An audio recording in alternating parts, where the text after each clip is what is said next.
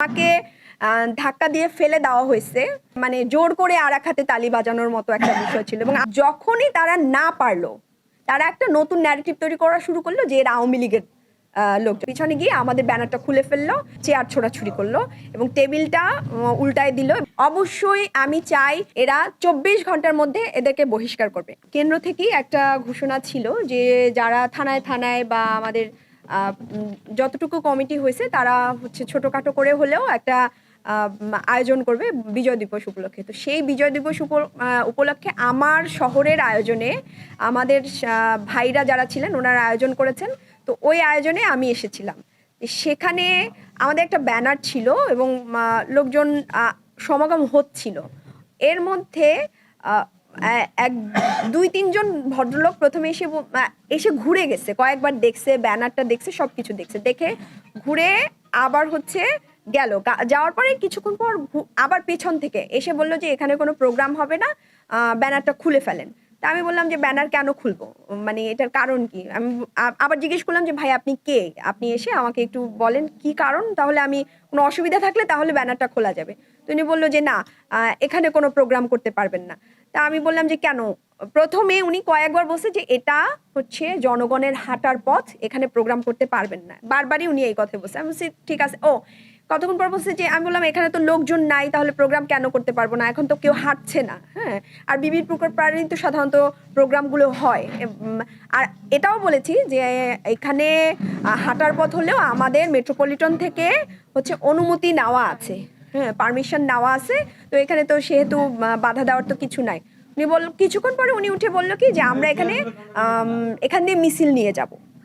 আমি বললাম তাহলে ঠিক আছে, তাহলে আপনি পাশ থেকে মিছিল নিয়ে যান, আমরা এই পাশ থেকে সরাই দিচ্ছি।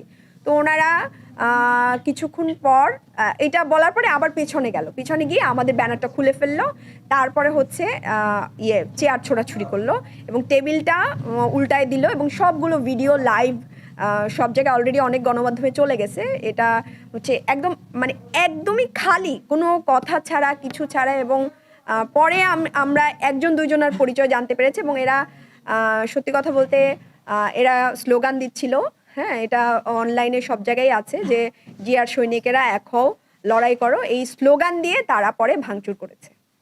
যদি বিএনপির বা যুব দলের কেউ হয়ে থাকে, অবশ্যই আমি চাই বিএনপির যারা দায়িত্বশীল যারা আছেন এরা 24 ঘন্টার মধ্যে এদেরকে বহিষ্কার করবে। আমরা কোনো সন্ত্রাসের রাজনীতি দেখতে চাই না।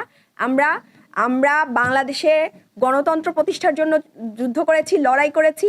আমরা গণতন্ত্র চাই। একজন মানুষেরও দাঁড়ায় কথা বলার অধিকার আছে। আমরা অধিকার হননের রাজনীতি আর দেখতে চাই না। এবং মানে আমি সারা জীবন শুনেছি যে এক হাতে তালি বাজে না। হ্যাঁ, আমি ঢাকা থেকে এসেছি, আমার তো আসলে কারোর সাথে পরিচয় নাই, কিছুই নাই, কিন্তু এটা একদম পায়ে পাড়া দিয়ে এক হাতে মানে জোর করে আর এক হাতে তালি বাজানোর মতো একটা বিষয় ছিল। এবং আমাকে ধাক্কা দিয়ে ফেলে দেওয়া হয়েছে। এবং দেখেন ওরা কিন্তু প্রথমে এসে বলল যে এখানে হাঁটার পথ। যখনই তারা না পারলো, তারা একটা নতুন ন্যারেটিভ তৈরি করা শুরু করলো যে এরা আওয়ামী লীগের লোকজন। তখন আমি বললাম এবং বারবার স্পষ্ট করে বলেছি, দেখেন আমরা বৈষম্য বিরোধী ছাত্র আন্দোলনের জাতীয় নাগরিক কমিটির সদস্য, এখানে আসছি, আমরা কোনো আওয়ামী লীগ না। এবং ওরা ওই সময় একটা ন্যারেটিভ তৈরি করলো, যখন দেখলো যে পাচ্ছে না, তখনই তারা একটা ট্যাগ দেওয়া শুরু করলো যে এরা আওয়ামী লীগ, এদেরকে ধরে মারো। হ্যাঁ, এইভাবে এরা কিন্তু সম্পূর্ণ সচেতন অবস্থায় এটা একটা তৈরি করেছেন।